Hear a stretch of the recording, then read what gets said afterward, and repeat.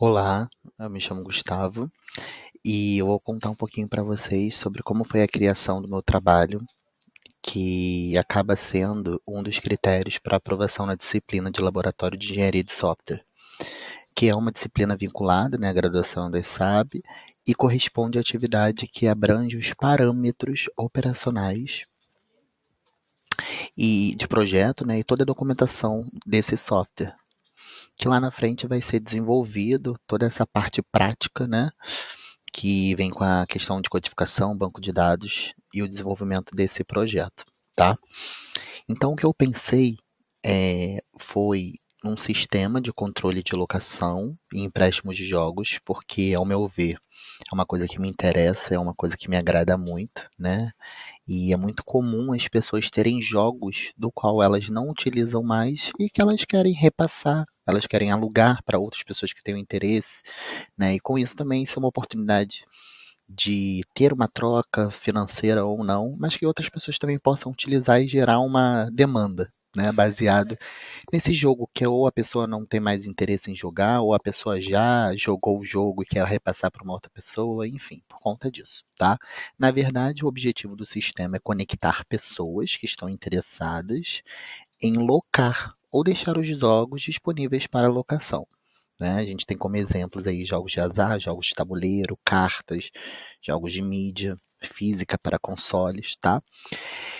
E o que, que vai acontecer? Após se cadastrarem no sistema, o usuário ele vai poder registrar todos os jogos que ele tiver à disposição e também visualizar os outros jogos que estão disponíveis para ele locar. O sistema ele vai permitir que você consulte todo esse portfólio, né, toda a disponibilidade de jogos por meio de um campo de busca e o contato será feito por um chat interno para que as pessoas elas possam negociar o prazo, né, de empréstimo, o prazo também em questão de valor, na verdade, com o acompanhamento do administrador do site, tá? Vai ter uma pessoa que vai administrar o site, que a gente chama de administrador, e ele vai poder sempre estar acompanhando caso haja alguma regularidade, enfim, para ajudar ali até mesmo na questão de suporte. Esse projeto ele vai ser desenvolvido para melhorar e ampliar o público que gosta desse tipo de conteúdo, que é interessado por esse tipo, né? Pois alguns jogos físicos eles são muito caros. E às vezes os antigos donos, eles não estão mais interessados no jogo e querem de alguma forma disponibilizar isso para uma possível troca, para uma possível locação, tá? Como a gente tem aí os jogos de RPG, os jogos de tabuleiro, os jogos de console que são antigos, né, pelos usuários que não querem mais. Bom, entrando agora mais detalhadamente dentro da documentação que a gente está preparando para esse projeto, né?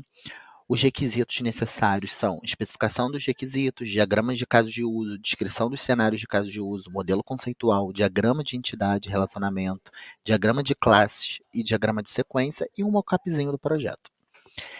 Bom, como especificação de requisitos, a gente tem eles sendo funcionais, não funcionais ou interface, né? Eu citei aqui bem rapidamente o que é cada um. A gente sabe que requisito funcional é um recurso do produto que o usuário ele detectará sendo óbvio ou não. Exemplo de um histórico de locação no site de jogos. Pensando em requisitos não funcionais, a gente lida com a escalabilidade, capacidade de manutenção, desempenho, portabilidade, segurança e confiabilidade. E requisitos de interface, a gente também permite a interação do usuário que atenda os requisitos não funcionais e implementam requisitos funcionais. Tá? Como diagrama de caso de uso, vai descrever casos do dia a dia do sistema. Né? No caso do sistema de locação de jogos, vai ser feita uma tabela mostrando os passos do administrador do site e que o usuário e o que o usuário final influencia diretamente na segurança. Né? Pode influenciar diretamente na segurança do sistema, deixando de uma forma mais segura ainda para que o usuário possa fazer. Então, você tem ali o administrador como uma figura central, ligada a ele a gente tem o usuário, a gente tem o administrador, a gente tem o suporte, e ambos vão estar ali trabalhando um como interface do outro, tá? Quais são as descrições dos cenários de caso de uso? Pensando no usuário, né? A gente vai ter lá o sistema que vai definir qual é o tipo de usuário. O usuário ele vai fazer o login e senha. O sistema ele vai autenticar o usuário faz a escolha do jogo que ele quer pegar para alocação, o sistema registra a alocação e informa o prazo que ele tem, tá? Baseado nisso, o usuário ele registra a devolução do jogo no prazo estipulado. Já o administrador do sistema, ele vai atualizar o cadastro dos jogos, ele vai verificar quais são as locações que estão em atrasos e quais foram as de fato alugadas, né, os registros realizados, e o administrador ele vai poder atualizar todos os cadastros dos usuários, que é uma forma também de ter segurança daquele usuário, né, e estar sempre com os dados atualizados. Pensando no modelo conceitual, uma tabela ou diagrama mostra as entidades e os atributos em uma relação de 1 para 1. Tá? Então, a gente tem aqui o modelo conceitual, vou aumentar um pouquinho aqui para que vocês possam ter uma visibilidade. Então, para o usuário, a gente tem aqui o account name, o password, o e-mail. Né? Para os jogos, a gente tem toda aquela questão do desenvolvimento do jogo, do tipo de jogo, e a alocação do jogo, a gente tem o tempo de devolução, qual é o jogo, o dia da alocação, tá? Como diagrama de entidade e relacionamento, cada usuário ele pode alocar vários jogos, de 1 para n. Cada jogo pode ter várias quantidades para alocação, de 1 para n. E cada jogo pode ter uma alocação por vez, de 1 para 1. Pensando em diagrama de classes, a sua estrutura ele indica um modelo para as classes e atributos. Composição de dependência da classe 1 em relação à classe 2, que também contém a herança de uma classe. Então, aqui está o quadrinho, né, pensando em questão de locação de jogos, dos usuários dos jogos atribuídos. Trouxe para cá também para a gente ter uma ideia desse diagrama de classes.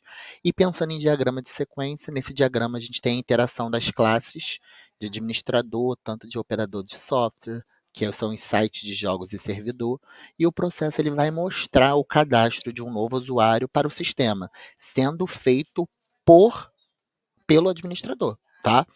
Então, passo a passo é fazer uma conta, escolher quais são os privilégios desse usuário.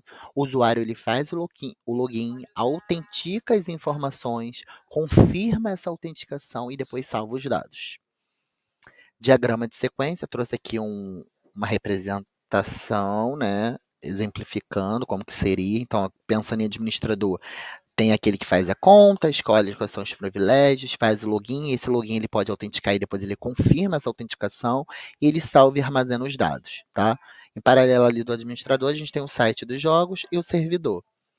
Um mockupzinho do projeto, trouxe aqui uma telinha, né, para vocês verem como que seria, tipo, bem-vindo, uma página inicial bem chamativa, né, onde mostra ali, a pessoa coloca o nome dela, o login, coloca o e-mail, e também a senha para que ela possa acessar o site e de fato ver o que está disponível ou não para ela poder alugar, né, esses jogos.